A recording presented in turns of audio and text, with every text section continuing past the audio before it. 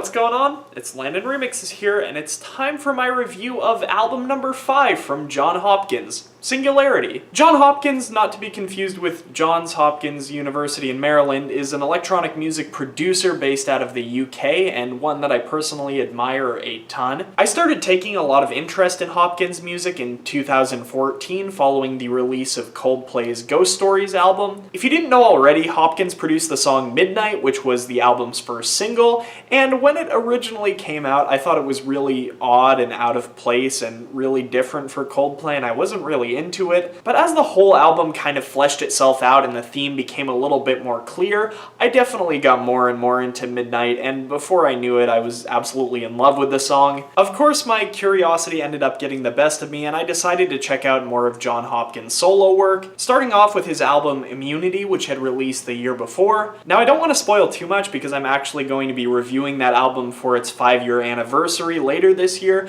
but I will say my first time listening through Immunity, and even just continuing to listen to it, that album absolutely blew my mind in ways that I did not know it could be blown. It was like house music and art music colliding in a way that I didn't even know was possible. Moving forward, or I guess backward though, I realized that I had actually heard one of Jon Hopkins' productions prior to Midnight, and that of course was Light Through the Veins from his Insides album. And I admittedly have Coldplay to thank once again for that, as the song was sampled numerous times on Coldplay's Viva La Vida album. As I dug deeper and deeper, I fell more and more in love with Hopkins' music, making me crave for a new LP all the more. And just as the 5-year anniversary of Immunity was beginning to approach and I was beginning to lose hope, bam bam, Emerald Rush. What an absolutely fantastic song. I mean, there's no denying it. It's one of my favorite songs of 2018 by far. It's got everything I could have possibly wanted. A beautiful chord progression, a really unique rhythm, a fantastic song progression throughout its running length. I didn't feel like a single second was wasted. The way the layers build on top of each other keeps things interesting the entire way through. I also love that sloppy beat at the break that kind of fumbles and then catches up. It's really, really cool. Just in general, Emerald Rush took me back to a headspace that was very similar to that of when I heard Immunity for the first time.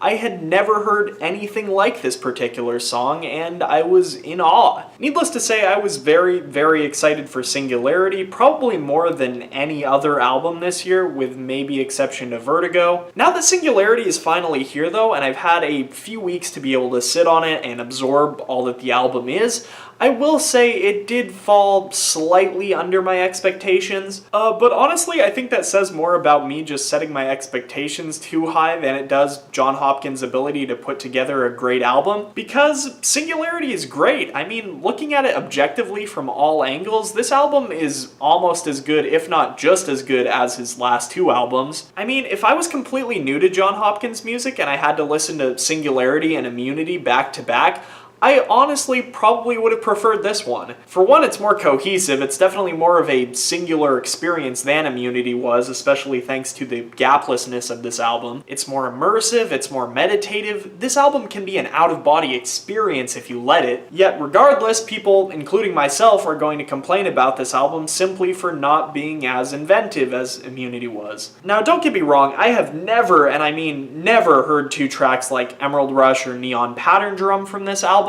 but there are definitely some moments when you can tell Jon Hopkins is borrowing some ideas from his last album. Probably bothered me the most on Everything Connected, a song that when it came out as a single, I think I liked it a lot less than I should have, almost entirely due to the fact that it simply has a lot of similarities to Open Eye Signal from the last album. While I never felt like Everything Connected was inherently ripping off Open Eye Signal, I think I thought less of it because it was just in the same style. The style isn't really groundbreaking because Jon Hopkins already did it before, but why should I be upset with that? Not every song in this album was destined to be groundbreaking like Emerald Rush was. I mean, I shouldn't have really expected that, but I kinda did. I guess I'm just beating myself up because I would say I do like this album slightly less than Immunity, but I think my reasoning for it is really stupid. And it honestly has a lot more to do with my personal taste than it does Jon Hopkins' skill as a music composer or producer. I think a huge difference between Singularity Singularity and Immunity is that Singularity has a very regressive flow, while Immunity had a lot of ups and downs. Immunity would kind of hit you with a couple punches, draw it back a little, hit you with another punch, draw it back again, while on the other hand, Singularity might start off very heavy,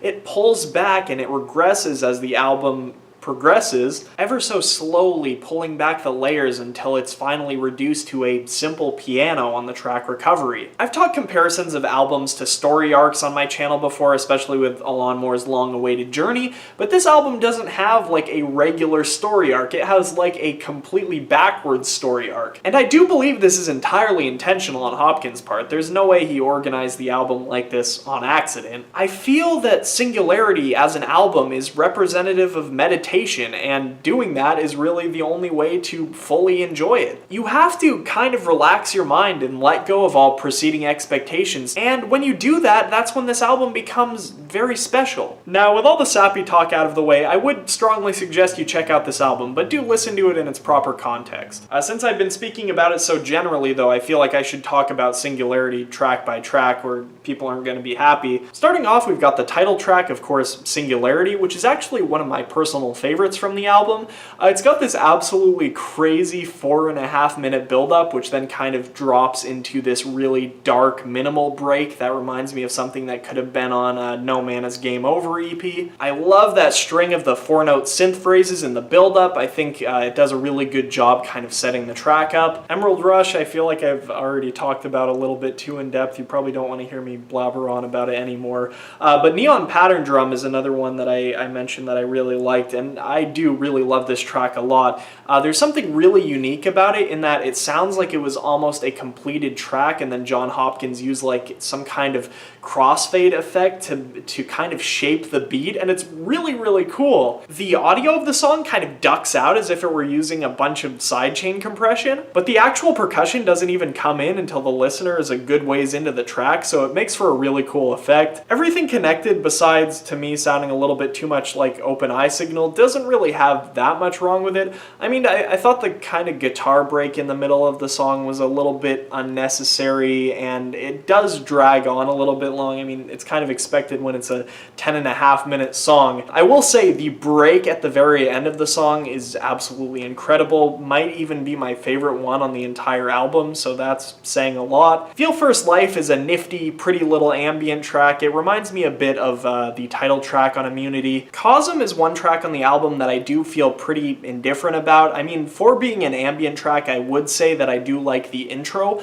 of it a lot, but there's something about that da-da sound that gets really redundant and annoying by the time this track runs its full length. Echo Dissolve is a song that really confused me my first time listening through this album, in that it kind of reprises the intro of Emerald Rush, except that it's a bit longer and a bit more fleshed out than it is in Emerald Rush, and part of me wishes that this would have just been tacked on as part of Emerald Rush's intro and just made kind of like an extended album version of the song.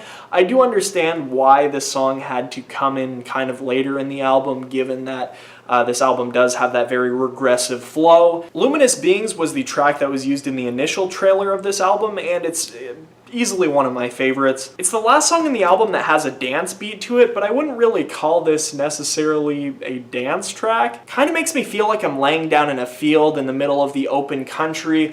All the stars are visible and there's like fireflies everywhere. It's just a really pretty scene. And then Recovery is basically just what it makes itself out to be. It's a very soft, soothing piano melody, and it's more of a breather than anything. It's not really trying to be super impactful. But I will say I love how Recovery ends on the exact same note that Singularity starts out on. It makes it really easy to just listen to this album over and over on repeat. I will admit I've pretty much been listening to this album on repeat since it came out, and I probably will continue to for the rest of the year and hopefully for years to come. For Jon Hopkins' Singularity, I'm probably personally feeling a strong 8.5 out of 10. If you guys have listened to this album, make sure to let me know what you think down in the comment section below, and if you haven't listened to it, as always, I have the Spotify link in the description. I'm Landon Remixes. I hope you guys enjoyed this review, and I'll catch you later. Peace.